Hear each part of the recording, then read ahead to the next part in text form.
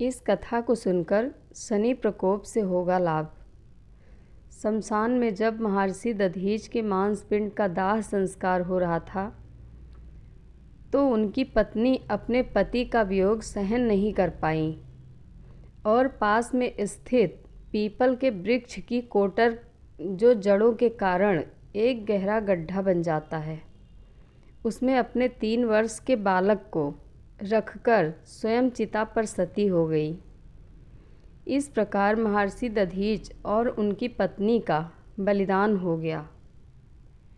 किंतु पीपल की कोटर में रखा बालक भूख प्यास से तड़पने लगा और चिल्लाने लगा।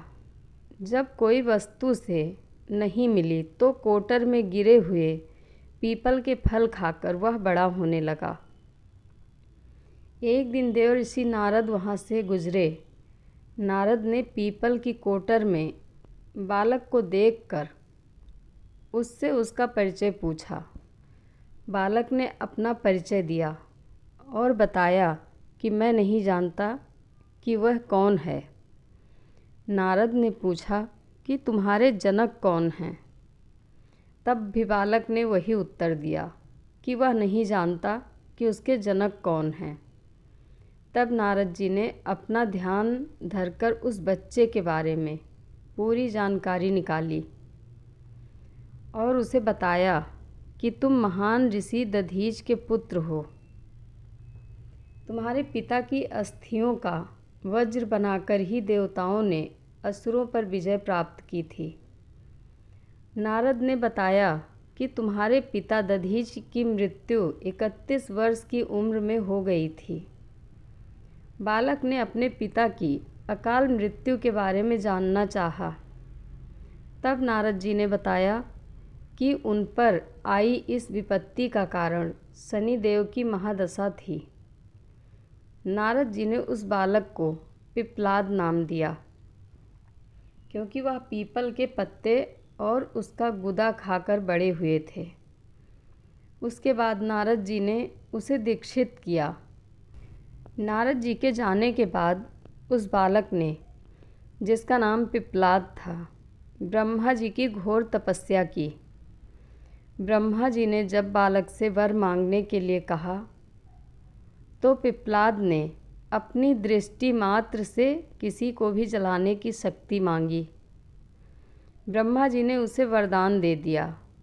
ब्रह्मा जी के वरदान के बाद पिप्लाद ने सबसे पहले शनि देव का आवाहन किया और उन्हें अपने सामने प्रस्तुत किया। सामने पाकर उन्होंने शनि देव को भस्म करना शुरू कर दिया। शनि देव का शरीर जलने लगा। ब्रह्मांड में कोलाहल मच गया।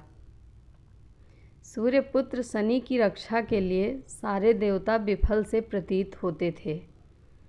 सूर्य ने अपनी आँखों के सामने अपने पुत्र को जलता हुआ देखा।